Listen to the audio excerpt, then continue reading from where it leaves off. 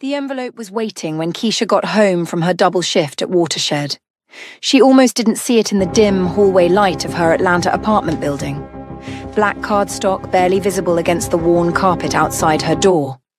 But the silver ink caught her eye, her name written in calligraphy so precise it looked like it had been etched rather than penned. Before we dive into Keisha's story, welcome to Afro-K Heartstrings Besties. If you love slow-burn romance with danger, mystery, and emotional depth, smash that subscribe button right now. Drop a comment telling me where you're watching from, and hit that like button because this story is about to get intense. Trust me, you don't want to miss what happens next. Now back to that mysterious envelope. Keisha bent down to pick it up, her muscles aching from 12 hours on her feet in the kitchen. Her fingers found the paper smooth and heavy, the kind of quality she'd only encountered when catering events for Atlanta's old money elite. No return address, no postmark, no stamp. Someone had delivered this by hand. Her stomach tightened as she unlocked her door and stepped into her studio apartment. The space was tiny, basically a kitchen, a bed, and a bathroom you could barely turn around in. But it was hers, paid for with her own money from her own work. No handouts, no shortcuts. She dropped her bag on the second-hand IKEA table and stared at the envelope under the single overhead light. The wax seal on the back was deep red, pressed with a symbol she didn't recognize. Something that looked old, important, the kind of thing that came with history and consequences. Keisha's phone buzzed. Stephanie, girl, where have you been? You've been ghosting me for 2 weeks. Everything okay? She typed back quickly. Just working a lot. I'm fine. Promise. Another lie. She'd been avoiding Stephanie because she didn't want to answer questions about the insomnia, the loss of appetite, the way she'd been obsessively going through her father's things, looking for... What? She didn't even know anymore. David Williams had died 18 months ago. Heart attack, the coroner said. Natural causes. He was 52, healthy, no warning signs, just gone. Keisha had been at culinary school in Charleston when she got the call. By the time she made it back to Atlanta, her mother had already had him cremated. I can't bear to see him like that, her mother had said through tears. Please don't ask me to. So Keisha hadn't. She'd let grief make the decisions, let her mother handle everything, let the funeral pass in a blur of condolences and casseroles, and her culinary school classmates squeezing her hands and whispering about how sorry they were. She'd gone back to school, finished her degree, got the job at Watershed, tried to move on. But some things didn't move on. They just waited. Like the safe deposit box key she'd found 3 months ago while cleaning out her father's desk. A key that didn't match any bank she could find, or the wire transfers in his bank statements, 50,000 here, 75,000 there, all to accounts with numbers instead of names. Or the phone contacts labelled with initials instead of full names, pieces that didn't fit the man she knew. David Williams, accountant, quiet, honest. A man who did the Sunday crossword in pen and taught his daughter to cook jollof rice the way his Nigerian mother had taught him. Keisha turned the envelope over again. Whatever was inside, she had a feeling it was going to be another piece. Another thing that didn't fit. She slid her finger under the seal. It broke with a sound like a whisper. Inside was a single sheet of cream-coloured paper. The same elegant handwriting. Miss Williams, your father, David Williams, worked for my family for 10 years. In that time, we trusted him with our most valuable assets. 3 months before his death, $12 million disappeared from accounts under his management. We believed your father stole it. We were wrong. I have evidence that proves your father's innocence. I also have evidence that he was murdered to prevent him from exposing the real thief. I believe my father was killed by the same person for the same reason. If you wish to learn what really happened to David Williams, come to Polaris Restaurant tonight at 8 p.m. Ask for Mr. Kang. Come alone. Bring nothing but questions. This invitation will not be extended twice. KSJ Keisha read it 3 times. $12 million. Murdered. Evidence. The words didn't connect to her father. Couldn't connect to him.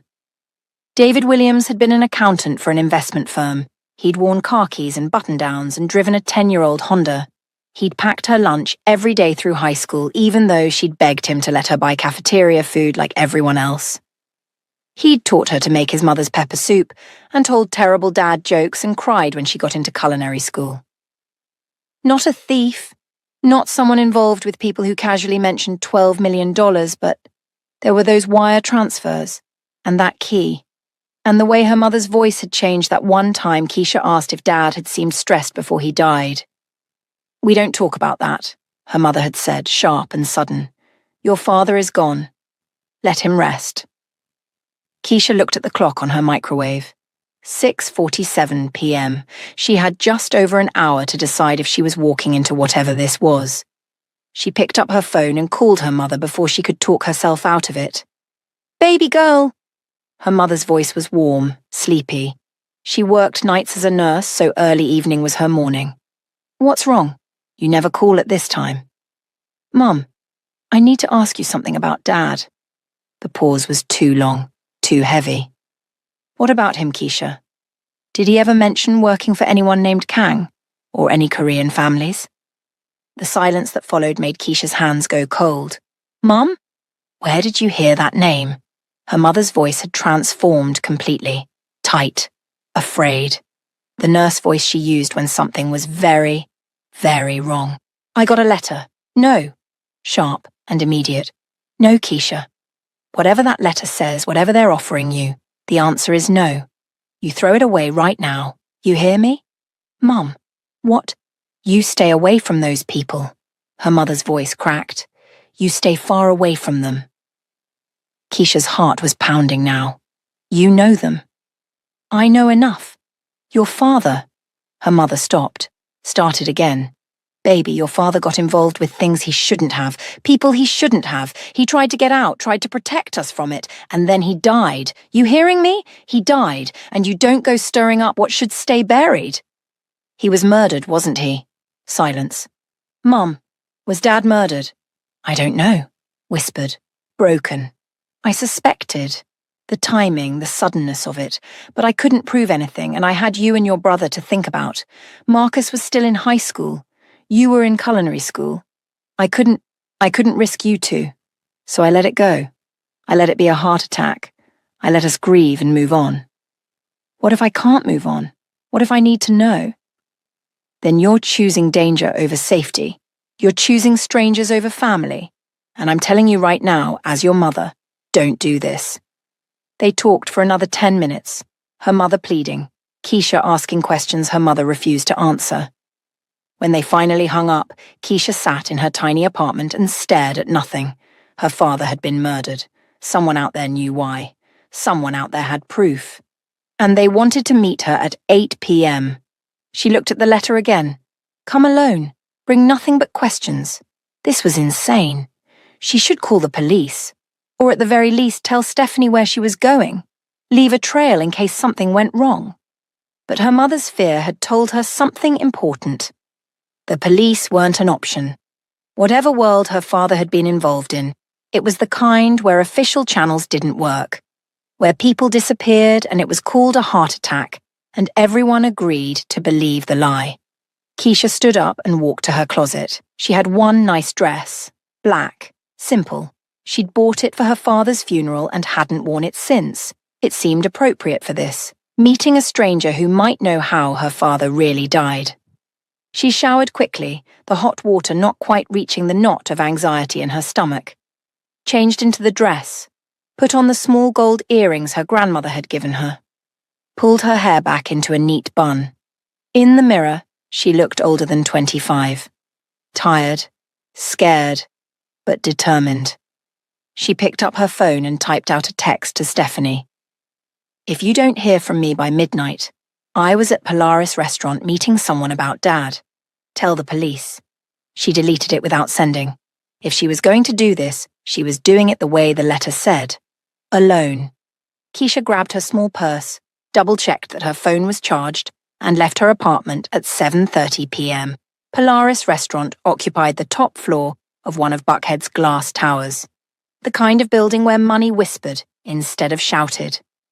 Keisha had catered an event here once during culinary school, spent the whole night in the service elevator and the kitchen, never seeing the actual dining room. Now she stood outside the building at 7:55 p.m., feeling massively underdressed despite the funeral dress. A doorman opened the entrance without asking if she needed help, like he'd been expecting her. Inside, the lobby was all marble and modern art, an elevator with mirrors for walls. Keisha pressed the button for the top floor and watched herself ride up, counting her breaths to stay calm. The elevator doors opened directly into the restaurant, soft lighting. Classical music played so quietly it was almost subliminal.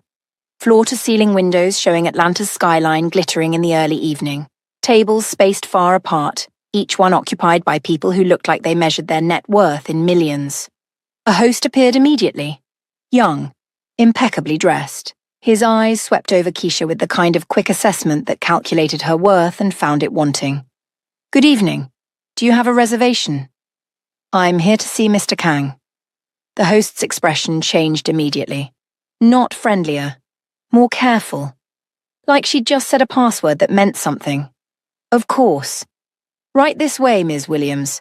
He'd known her name. She hadn't given it. Keisha followed him past all the tables, past the main dining room entirely, to a hallway she hadn't even noticed. Private rooms. He stopped at a door with no marking and opened it without knocking. "Ms. Williams," he announced, then disappeared. Keisha stepped inside. The room was intimate. One table set for two. The same floor-to-ceiling windows, but these showed the city from a corner angle, a view that probably cost extra. Candles on the table, wine already poured, and a man. He stood when she entered, and Keisha's first thought was that he looked like money. Not new money trying to prove something. Old money that didn't need to prove anything. He was tall, she guessed 6'3", maybe taller. Korean, late 20s or early 30s. Dark suit that fit him like it had been made for his body specifically. Black hair styled with that kind of effortless perfection that took either serious money or serious time.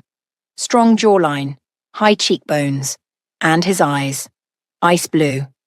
Keisha had never seen a Korean person with blue eyes before. "Ms. Williams." His voice was deep, accented. English was clearly his second language, but he spoke it with the kind of precision that suggested expensive education. "Thank you for coming. I'm Kang Seo-jun." He didn't offer his hand. Keisha didn't offer hers. They stood there, separated by the table, assessing each other. He was younger than she'd expected, and there was something in his face, grief maybe, or exhaustion. The same bone-deep weariness she saw in her own mirror. "You said you knew what happened to my father," Keisha said. Her voice came out steadier than she felt. "Please, sit." He gestured to one of the chairs. "I'd rather stand." Something that might have been approval flickered across his face. "As you wish. Though this conversation will take time and the food here is excellent, it would be a shame to waste it. I didn't come here for dinner. No, you came for answers." He sat down himself. A smooth, controlled movement that made Keisha think of martial arts or dance. "But I find that difficult conversations are easier over a meal. It's civilized. Please." Keisha hesitated, then sat. The chair was more comfortable than it had any right to be. Seo-jun poured water from a crystal pitcher into both their glasses. "Your father worked for my family for 10 years. He managed our accounts, investments, holdings, financial structures. My father trusted him completely." "What kind of business is your family in?" Keisha asked, though she had a feeling she already knew. "The kind that requires discretion and loyalty above all else." Those ice blue eyes never left hers. The kind where trust is currency and betrayal has consequences. "You're in the Mafia." "We prefer to call it a family business. That's what the Mafia always calls it." His mouth twitched. Almost a smile. "Almost. Your father understood what we were. He chose to work with us anyway. For 10 years he was more than an employee. He was family. We protected him. He protected our interests. It was mutually beneficial. Until $12 million disappeared. Yes. And you thought my father stole it. For 18 months, yes.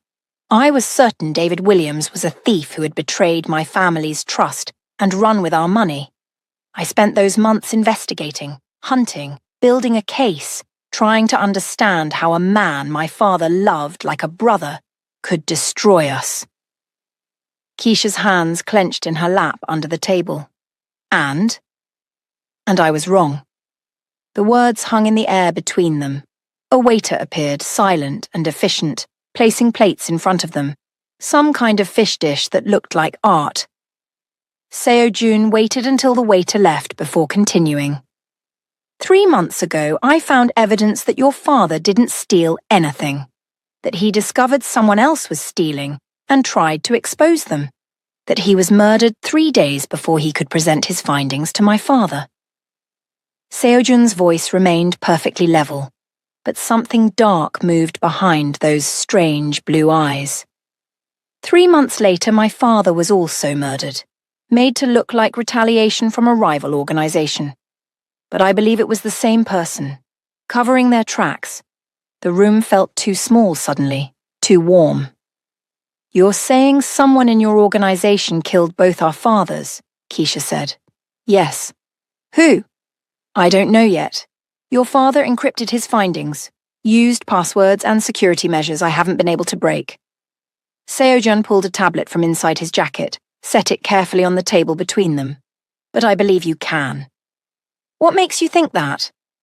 Because I've been investigating your father's methodology for 3 months. Every password he used had a pattern. Family references, important dates, names, inside jokes, memories, things only someone who knew him intimately would know. Seo-jun's gaze was intense, unwavering. Things only his daughter would know. Keisha looked at the tablet, at this stranger who'd brought her here with promises of answers, at the food she hadn't touched, at the life she'd been living, working double shifts, paying off debt, visiting her father's grave every month with questions she couldn't answer. What's in this for me? She asked. The truth, justice. That's not enough. Seo-jun leaned back slightly. What do you want? Keisha thought about it.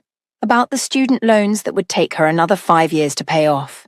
About her mother's medical bills from last year's health scare. About the restaurant dream she'd put on hold indefinitely because she couldn't afford to take the risk. Money, she said. If I help you find who killed my father, I want to be paid for my time. $50,000. Seo-jun didn't even blink. Done. The answer came too quick, too easy. She'd asked for too little. And I want to know everything, Keisha continued, her confidence building. No secrets, no holding back information. If we're doing this, we're partners, equal partners. You're not my partner, you're a consultant. Then consult with someone else. Keisha stood, pushing her chair back. I'm not interested in being your tool, Mr. Kang. I'm not interested in being kept in the dark while you use me to get what you want. Either we work together as equals, or I walk out right now and you can figure out those passwords yourself. Seo-jun studied her for a long moment. His expression was unreadable, but something had shifted in his posture. He was reassessing her. Sit down, Ms. Williams. Give me your word. No secrets. Everything you know, I know. You're asking me to trust a stranger. You're asking me to help you investigate my father's murder. I think trust goes both ways. The silence stretched. Outside the windows, Atlanta glittered, oblivious to this conversation that might change everything. Then, incredibly, Seo-jun smiled. It was small, brief, but genuine. It transformed his face completely, made him look younger and somehow more dangerous at the same time. You have your father's courage, he said. He was the only person who ever talked back to mine. Sit. Please. Let's discuss terms as equals. Keisha sat. Seo-jun pushed the tablet toward her. I'll show you what I have. All of it. The evidence of your father's innocence, the encrypted files, the timeline of events, everything. And in exchange, you help me access the passwords. Fair? Fair. He tapped the tablet, pulling up files. Your father started noticing irregularities in the accounts about 8 months before his death. Small discrepancies at first, a few thousand here and there. Easy to miss if you weren't looking carefully. But David was always careful. He used to check my math homework 3 times, Keisha said softly. Said details mattered. They do, especially in my world. Seo Jun pulled up a spreadsheet.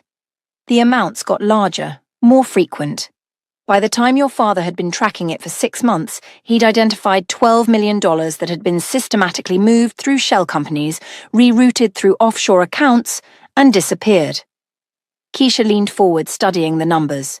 Even with her limited financial knowledge, she could see the pattern. Someone had been stealing, methodically, professionally. Your father documented everything, Seo Jun continued, created backup files, encrypted them with multiple layers of security. He was preparing to present his findings to my father. He set up a meeting for... He pulled up another file. March 15th, 3 days before that meeting, your father died. Heart attack, Keisha whispered. That's what the coroner said. But I had someone look at the report. There was no autopsy. Your father was cremated within 48 hours. The speed of it, the certainty of the diagnosis without proper investigation, it raised questions. My mother insisted on the cremation. She said she couldn't bear an open casket. Or someone convinced her it was the right choice, made it easy, took care of the arrangements. Seo Jun's voice was gentle but firm. Ms. Williams, Keisha. May I call you Keisha? She nodded. Keisha, I'm not trying to hurt you. I'm trying to help you understand what happened. Your father discovered something dangerous. He tried to do the right thing, to expose it through proper channels within our organization. And he was killed before he could. And your father? Seo Jun's jaw tightened. 3 months later, shot outside our family estate.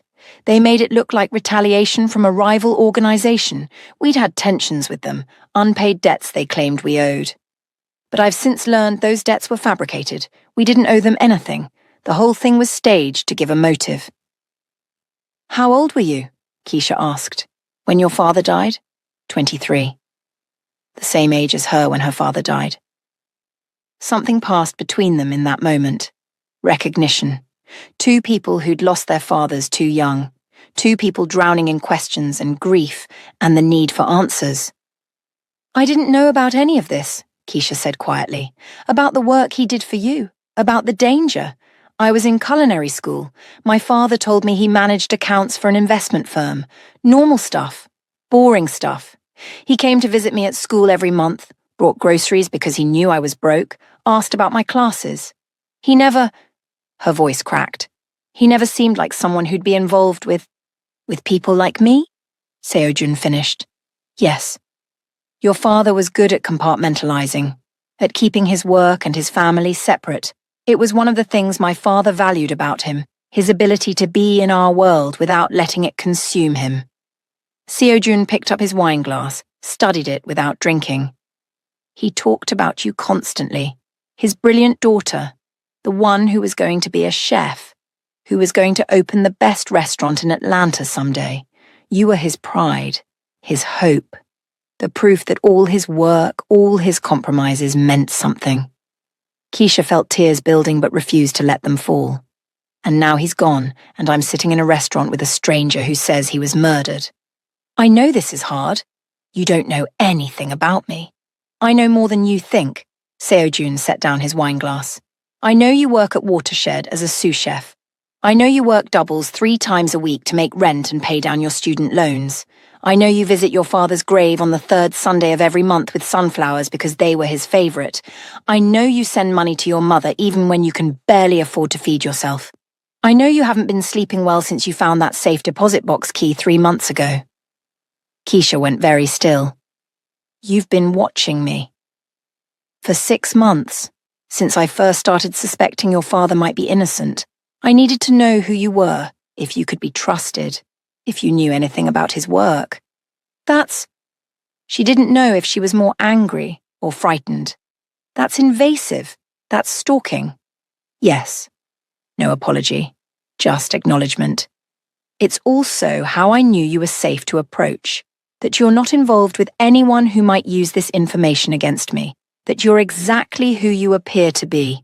An honest person trying to live an honest life, despite circumstances that haven't been fair to you. Keisha stood up. I need some air. Seo-jun gestured to a door she hadn't noticed. Balcony, take your time. She walked outside before she did something stupid like cry in front of him. The balcony was small, just big enough for two people to stand comfortably. The night air was cool, carrying the sounds of the city below. Keisha gripped the railing and tried to process everything. Her father had been murdered. Someone in a criminal organization had killed him, and a man who'd been stalking her for 6 months wanted her help finding the killer. This was insane. Behind her, she heard the balcony door open. Seo-jun stepped out, keeping a careful distance. I should have approached this differently, he said, being more sensitive to what you're learning. But I'm not. I don't know how to do this gently. Do what? Ask for help. Trust someone. He moved to stand at the railing, not close, but close enough that she could smell his cologne, something expensive and understated. In my world, showing vulnerability gets you killed. Asking for help is weakness. Trusting the wrong person ends in betrayal. I've spent the last 2 years learning to trust no one. But you're trusting me? No, I'm taking a calculated risk with you. There's a difference. Keisha looked at him. Really looked. Past the expensive suit and the strange eyes and the controlled demeanor. She saw someone tired. Someone grieving. Someone who'd spent 2 years alone trying to solve his father's murder while running a criminal empire. What happens if we find who did this? She asked. If we access these files and identify the killer, what then? I present the evidence to the people who matter in my organization. Elder Song and the advisors. They investigate. They render judgment. What kind of judgment? The kind that ends with consequences. Seo-jun's voice was careful. I won't lie to you, Keisha. In my world, betrayal of this magnitude, murder of a family leader, the punishment is severe. Death? Traditionally, yes. But I'm trying to change some things. Make them less. He paused. Less brutal. The person who killed our fathers won't go free, but I'm going to push for life imprisonment instead of execution. A new kind of justice. Keisha turned that over in her mind. Why? Because my father wanted me to have a real education for a reason. He sent me to Oxford, had me study international law, made me understand different systems of justice. He wanted me to bring change to our family, make us better, less violent, more sustainable. Seo-jun's hands gripped the railing. He died before I could ask him how to balance honor with evolution. So I'm trying to figure it out myself. They stood in silence for a moment. If I help you, Keisha said slowly, I need more than $75,000. Name your price. I don't want more money. I want, she turned to face him, I want answers beyond just who killed my father. I want to understand why. What did they gain? What were they afraid of? I want the whole story, and I want, she took a breath. I want to be there when you present the evidence, when judgment is rendered. I want to see it through to the end. That's dangerous. You'd be exposing yourself to people who might... I don't care. If I'm doing this, I'm all the way in. Those are my terms. Seo-jun studied her face for a long moment. Then he extended his hand. Deal. Full partnership. No secrets. You see this through to the end. Keisha shook his hand. His grip was firm, warm, and the contact sent an unexpected jolt through her. She pulled back quickly. When do we start? She asked. Tomorrow. I'll send a car to your address at 9 a.m. We'll work from my estate outside the city. More private, more secure. Bring whatever you need to be comfortable for long days. How long will this take? Weeks, maybe months. Depends on how quickly we can break through the encryption. He pulled a business card from his jacket. My private number, if you have questions, if you change your mind, if anything feels wrong. Keisha took the card. Simple, elegant, just his name and a phone number. One more thing, she said. Your eyes, the blue. Is that... Colored contacts, Seo-jun said. My father had business dealings with a European organization. They requested I look more... palatable to their sensibilities. The contacts were his compromise. I wear them now out of habit. And because they're unsettling, Keisha finished. Exactly. Useful in my line of work. They are unsettling. Good. They stood there on the balcony, two people who'd just agreed to investigate their father's murders together, and Keisha realized she'd crossed a line she couldn't uncross. Whatever happened next, her life would never be the same. I should go, she said. I'll have my driver take you home. I can take the martyr. Keisha, his voice was firm. You're working with me now. That makes you a target for anyone who doesn't want the truth to come out. You don't take public transportation anymore. You don't walk alone at night. You let me provide security until this is over. That's non-negotiable. If you're all the way in, you're all the way in my protection. Understood? She wanted to argue, but looking at his face, at the absolute certainty there, she knew arguing would be pointless. Fine. They went back inside. The food on the table was cold now, untouched. Seo-jun made a phone call in Korean. Quick. Efficient. A minute later, a text came to Keisha's phone. Your car is waiting in the lobby. The driver's name is Minjun. He knows where you live. You're safe with him. How did you get my number? She asked. Seo-jun's expression might have been amused. I know everything, remember? Sleep well, Keisha Williams. Tomorrow your real education begins. The ride home was silent. The driver, Min Jun, was massive, Korean, with a scar across his jaw and hands that looked like they could crush concrete. He didn't speak, just drove. Keisha sat in the back of the black SUV and watched Atlanta pass by her window. Her phone buzzed. Stephanie, you alive? Starting to worry. Keisha typed back, alive! Long story. Tell you later. Another message came in. Unknown number. Thank you for trusting me. I know it wasn't easy. See you tomorrow at 9. Keisha stared at the message for a long time. Then she typed, don't make me regret it. His response was immediate. I'll do my best. She smiled despite herself. When she got home, she stood in her tiny apartment and looked around at her simple life.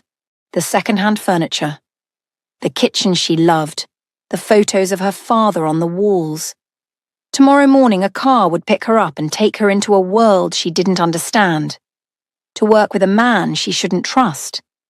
To investigate a murder that might get her killed, she should be terrified. Instead, she felt something she hadn't felt in 18 months. Purpose. Keisha changed into pajamas, brushed her teeth and climbed into bed. But sleep didn't come. She lay there thinking about ice blue eyes and encrypted files and the way Seo-jun had said her father's name, with respect and grief and something that sounded like guilt. Around 2 a.m., her phone buzzed again. Still awake? S. She shouldn't respond. It was unprofessional. Strange. She typed anyway. Can't sleep. Too much to process. Same. For what it's worth, your father would be proud of you. For seeking truth. For being brave. How do you know? Because he told me what kind of person you were. And you're exactly who he described. Keisha's throat tightened. Thank you for telling me that. Good night, Keisha. Rest if you can. Tomorrow will be difficult. Good night. She set down her phone and closed her eyes. And for the first time in 18 months, Keisha Williams fell asleep without crying. The black SUV arrived at exactly 9 a.m. Keisha was waiting outside her building with a backpack containing a change of clothes, her laptop, phone charger, and a knot of anxiety in her stomach she couldn't quite shake. Min Jun stepped out, gave her a single nod, and opened the back door without a word. The drive took 40 minutes, leaving Atlanta's sprawl behind for rolling countryside she didn't recognize. They turned through iron gates that probably cost more than her annual salary, following a winding driveway lined with cherry trees. The estate appeared like something from a magazine. Modern architecture blended seamlessly with traditional Korean elements. Clean lines softened by curved roof lines, walls of glass beside walls of stone, gardens meticulously maintained, a koi pond that reflected the morning sky, and security. Cameras mounted discreetly, men in dark suits stationed at intervals. The message was clear, beautiful, but fortified. Min June parked in front of the main entrance. A woman appeared before Keisha even got out of the car, 50s, stern expression, hair pulled back in a perfect bun. Ms. Williams. I'm Mrs. Park. I manage Mr. Kang's household. Her English was crisp, efficient. Please follow me. The interior took Keisha's breath away. Soaring ceilings. Art that probably belonged in museums. Floors so polished she could see her reflection. Everything was a study in controlled elegance. Expensive but not ostentatious. Powerful but not threatening. Mr. Kang is in his office, Mrs. Park said, leading her through hallways that felt more like gallery spaces. He asked me to bring you directly. The office was on the second floor, facing east. Sunlight streamed through floor-to-ceiling windows, illuminating a space that was part workspace, part library. Bookshelves lined one wall. She spotted titles in English, Korean, what looked like Mandarin. Multiple computer monitors on a massive desk. Comfortable seating area with a low table, and Seo Jun. He stood when she entered, and the transformation from last night was striking. No tuxedo, just black slacks and a white button-down, sleeves rolled to his elbows, hair slightly mussed like he'd been running his hands through it. The blue contacts were still in place, but somehow he looked more approachable in daylight. Keisha, good morning. He gestured to a second desk positioned near the windows. I had this set up for you. Multiple monitors, high-speed connection, anything you might need. If there's something missing, tell Mrs. Park. This is, Keisha looked at the setup. Professional-grade equipment, ergonomic chair, even a small plant. You did all this overnight? I'm efficient when motivated. He moved to his own desk, picked up the tablet from last night. Coffee? Tea? Mrs. Park can bring anything you'd like? Coffee. Black. He made a quick call in Korean, turned back to her. It'll be here in a moment. Shall we start? Keisha set down her backpack, settled into the chair he'd provided. The view from here was spectacular, gardens, the pond, trees stretching toward hills in the distance. Your father's encryption system was sophisticated, Seo Jun said, pulling up files on the shared monitor between their desks. Multiple layers. Some folders require passwords. Others require answers to security questions. Some have both. He pulled up the first encrypted folder, the same one from last night. This one requires a password, at least 12 characters. Must include a number. The hint is where it all began. Keisha thought for a moment. Where what began? Her family? Her father's life? Try 1847 Rosewood Lane, she said. Seo Jun typed it in. Access denied. The address of our first house, Keisha explained, where we lived when I was little, before Dad got the better job and we moved. Good instinct, wrong password. He tried a few variations, different capitalizations, spaces, numbers. Nothing worked. Mrs. Park arrived with coffee and what looked like fresh pastries. She set them down silently and left. Maybe it's not about a physical place, Keisha said, sipping the coffee. It was perfect. Strong, hot, exactly what she needed. Maybe it's metaphorical. Where did our family really begin? Tell me about your parents, how they met. Hospital. Mum was a nurse. Dad was there visiting his mother who'd had surgery. He asked her out 3 times before she said yes. Keisha smiled at the memory. Mum used to say he was persistent. Try the hospital name. They tried every variation they could think of. Nothing. What about where you were born? Seo Jun suggested. Grady Memorial Hospital. Still nothing. They worked for 2 hours trying password after password, each failure adding to Keisha's frustration. Finally, she stood up, paced to the window. This is impossible. We could try passwords for months and never... Your father was methodical, Seo Jun said calmly. Everything he did had a pattern. We just need to find it. How do you know so much about his patterns? Because I studied him for 10 years. I watched him work, learned how he thought. Seo Jun stood, moved to stand near her at the window, close but not crowding. Your father used to say something to mine. A quote. Do the best you can with what you have where you are. Teddy Roosevelt. He said that to me too, Keisha whispered, whenever things got hard. What if the password isn't about a place? What if it's about a moment? The moment that defined your family? Keisha turned that over, the moment that defined them. When her father decided to be more than what he was born to be, when he met her mother, when Keisha was born. "Try we're going to be okay," she said suddenly. "What?" "When I was 12, Mum got sick. Really sick. Medical bills piled up. I was scared. I asked Dad if we'd be okay." The memory was vivid. He said, "I promise you, baby girl, we're going to be okay. The Williams family takes care of each other. Always." It became our thing, our promise to each other. Seo Jun typed, "We're going to be okay." The folder unlocked. They both froze. "That's it," Seo Jun said quietly. "That's the pattern. Family promises. Moments that mattered." Inside the folder was a video file, dated 3 days before her father died. Seo Jun looked at her. "Do you want to watch this?" Keisha nodded, not trusting her voice. He clicked play. Her father's face filled the screen. He looked tired, scared, older than she remembered. "Keisha, if you're watching this, then I'm gone. And I'm so sorry, baby girl." His voice cracked. "I discovered something.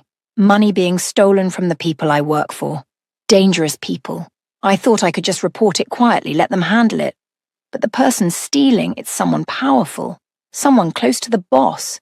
If I tell him directly, I might not survive the conversation." He rubbed his face with both hands. "So, I'm gathering proof. Irrefutable evidence. I've set up a meeting in 3 days. I'm going to present everything I've found. And then I'm going to beg them to let me walk away. To let our family go. Because I'm done, Keisha. I'm done with this world." He leaned closer to the camera. "If something happens to me, if this goes wrong, I need you to know something. Everything I did, every choice I made, was to give you and your brother a better life than I had. I wanted you to never worry about money, to follow your dreams, to be free in ways I never was." Tears streaked down his face. "Don't come looking for answers. Don't trust the people I worked for. Just live your life. Be the chef you always wanted to be. Make food that brings joy. And remember, we're going to be okay. The Williams family always is. I love you, baby girl. Always." The video ended. Keisha was crying. She didn't remember when she'd started. Seo Jun stood frozen beside her, staring at the blank screen. "He knew," Keisha said through tears. "He knew they might kill him and he went anyway. He was trying to protect you, to get out before it touched you." Seo Jun's voice was rough. He was brave and honorable. And it got him killed. If you're still watching, you're invested in this story. Show some love by hitting that like button if you haven't already. And drop a comment telling me, have you ever discovered something about a loved one after they were gone? Something that changed everything you thought you knew? Let's talk about it below. Who did this? Keisha turned to face him. Who was stealing? Who killed him? I don't know yet, but we're close. That video is dated March 12th. Your father died March 15th. The meeting he mentioned.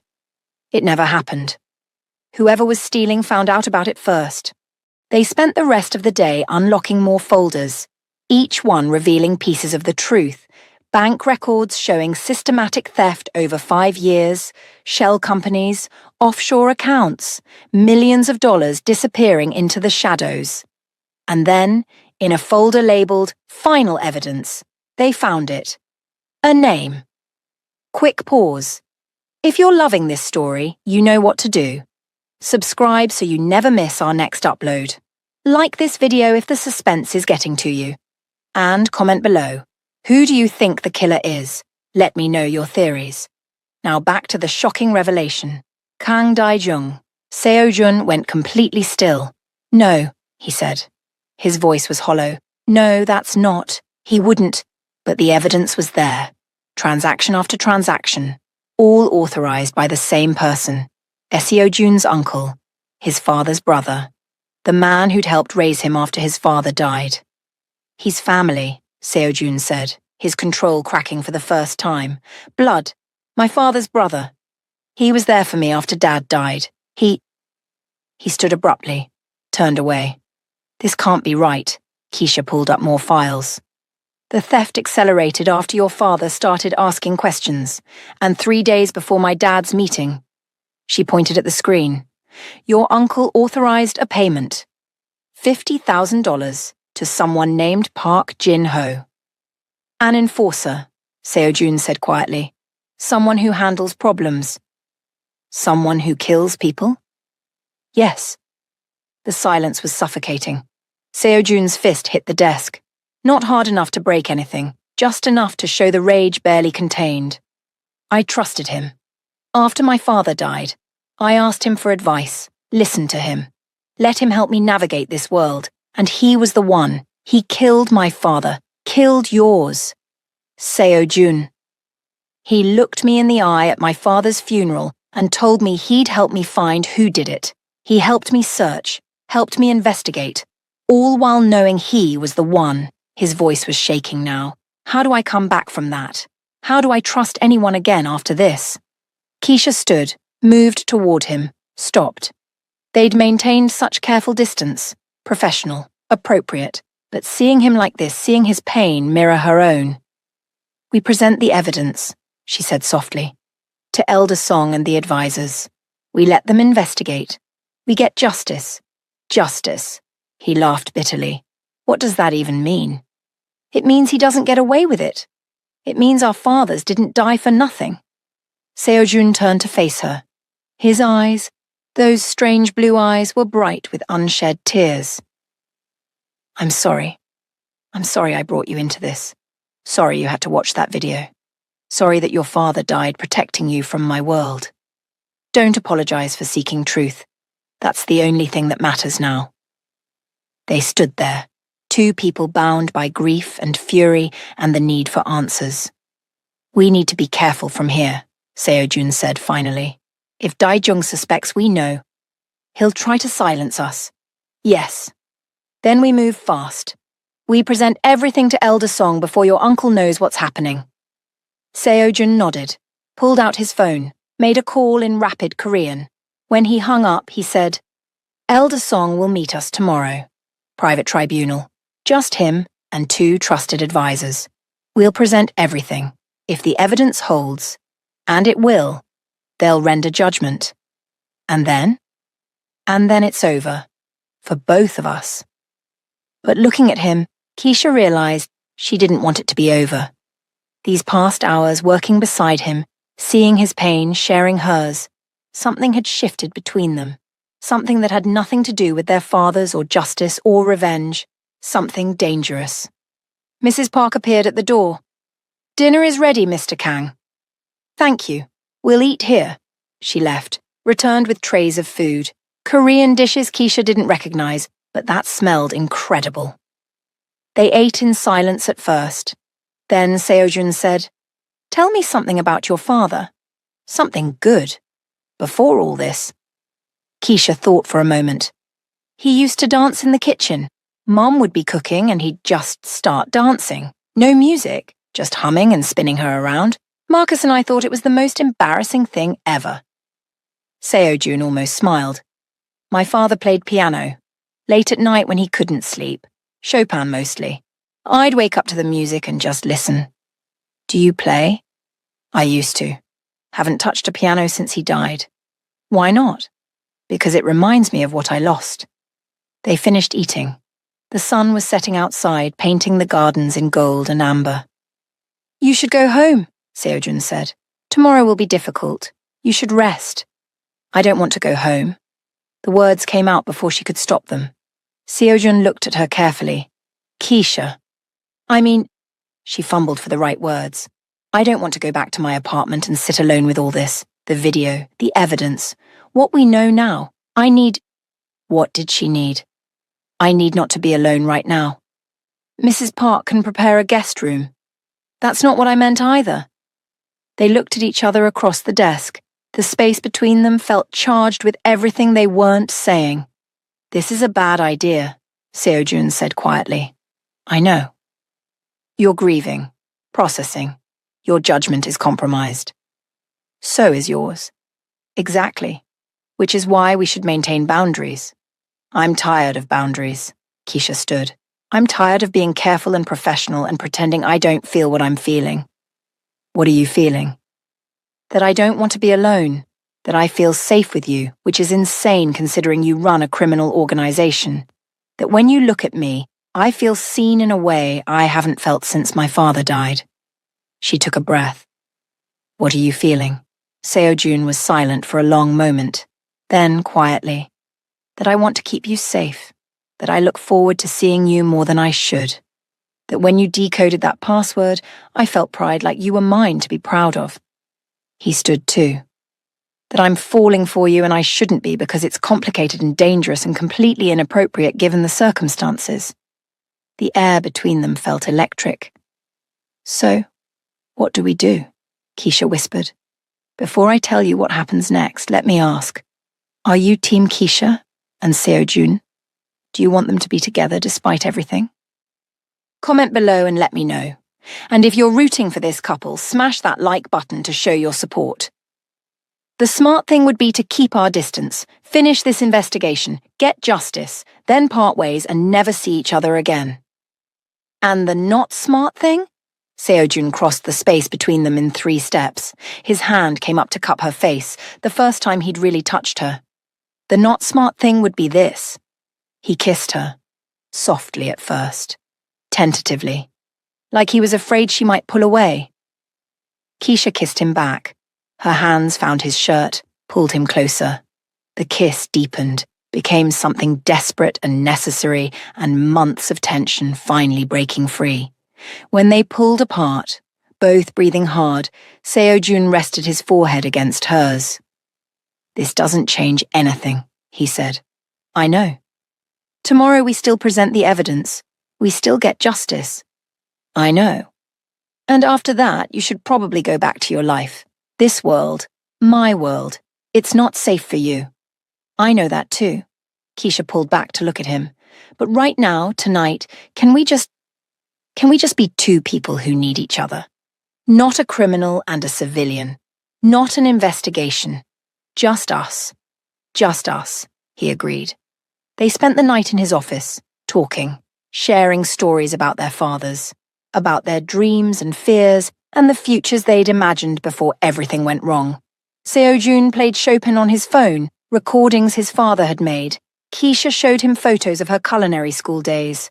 And sometime around midnight, curled up together on the couch, they fell asleep. The tribunal met in a traditional room on the estate's east wing. Elder Song and 2 advisors who'd served Seo-jun's father for decades. Private justice. Final. Keisha sat in a chair against the wall, there but separate from the formal proceedings. Seo-jun stood before the 3 men, his uncle beside him, Dae-jung still confident, still unaware of what was about to happen. You called this tribunal, Elder Song said to Seo-jun. State your purpose. I'm presenting evidence of theft, murder, betrayal. Seo-jun's voice was steady. Evidence that will require your judgment. For the next 2 hours, he laid it all out. Bank records, timeline, communications, David Williams' video testimony. Everything documented, verified, irrefutable. Elder Song's face grew harder with each revelation. The advisors whispered to each other in Korean. Dae-jung's confidence crumbled piece by piece. These are fabrications, he finally said, but his voice shook. Lies created by a lovesick boy and a vengeful girl. The evidence is verified, Elder Song cut in. 3 independent forensic accountants confirmed it. The bank records are real. Your authorizations are documented. You stole from this family. You murdered David Williams to hide your theft. You orchestrated your own brother's death to protect yourself. Dae-jung went pale. In the old ways, you would die for this, Elder Song continued. But Seo-jun has requested something different. He looked at Seo-jun, who stood. Life imprisonment, Seo-jun said. In a private facility. Comfortable but isolated. No contact with the outside world. No freedom. No power. You'll live with what you've done until natural death comes. Your name will be erased from all family records. Your assets returned to those you stole from. You'll exist, but you'll be forgotten." "That's worse than death," Daejung whispered. "I know," Seojun said. "That's the point. My father wanted me to bring change. This is how it starts." Elder Song nodded. "This is our judgment. Final and absolute." They took Daejung away. He didn't fight, didn't protest, just went quietly, already being erased. Elder Song approached Keisha. "David Williams' name is cleared. The family owes you a debt. What would you ask?" He handed her a box. Her father's personal effects. Watch, wedding ring, photo, and a letter. "My dearest Keisha, if you're reading this, I failed. I tried to protect you. I'm sorry. But know this, I loved you. Everything I did was to give you a better life. Be brave. Be strong. Be the chef you dreamed of being. Make food that brings joy. That's my legacy." "Love always, Dad," Keisha cried quietly. Seo-jun stood nearby, present but not touching. "Thank you," she said to Elder Song. "Your father was a good man. I'm sorry I believed lies about him." He bowed slightly. "Go in peace, Ms. Williams." Outside, after everyone left, Seo-jun said, "It's over. Yes, you can go home now, back to your life." Keisha looked at him. "What if I don't want to?" "Keisha, last night you said this world isn't safe for me. You're probably right. But I've spent weeks with you. I've seen the danger and the complications and the moral grey areas. And I'm still here. I'm still choosing this. Choosing you." Seo-jun cupped her face. "I love you. I've been trying not to, trying to do the right thing, but I can't pretend anymore. Then don't. Love me. Let me love you back. Let's figure out the rest together." He kissed her. And this time, there was no hesitation, no holding back, just two people who'd found each other in the darkness and decided to hold on. The bridge opened on a warm Seoul evening. Keisha stood in her restaurant, hers and Seo-jun's, watching customers fill the space. Korean, Nigerian fusion cuisine, food that told stories, that built connections. Seo-jun appeared beside her, took her hand. Ready. Ready. They'd built this together. A legitimate business. A new beginning. Seo-jun had stepped back from the family's illegal operations, focused on legal enterprises. It wasn't perfect. There were still complications, still danger, but they were building something worth fighting for. Mrs. Park managed the staff. Elder Song sat at a corner table with friends. Even Min-jun was there, uncomfortable in formal clothes but present.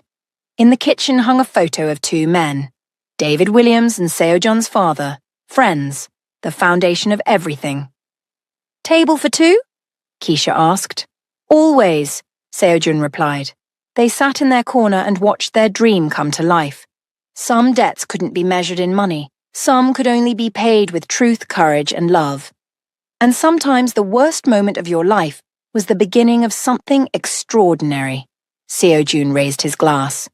"To bridges." "To new beginnings," Keisha replied. Outside, Seoul glowed. Inside, two people who'd found each other in darkness shared a future built on hope. And somewhere, both their fathers were smiling. If you made it all the way to the end, thank you for being here with Keisha and Seo-jun on this journey. What did you think? Did the story hit the way you hoped? Would you have made the same choices Keisha did? Drop your thoughts in the comments below.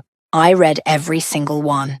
And if you haven't subscribed yet, what are you waiting for? Hit that subscribe button for more slow burn romance stories like this one. Smash the like button if you enjoyed it. And I'll see you in the next story. Until then, remember, sometimes the bravest thing you can do is choose love, even when it's dangerous, even when it's complicated, even when everyone says you shouldn't. Because the best things in life, they're rarely safe.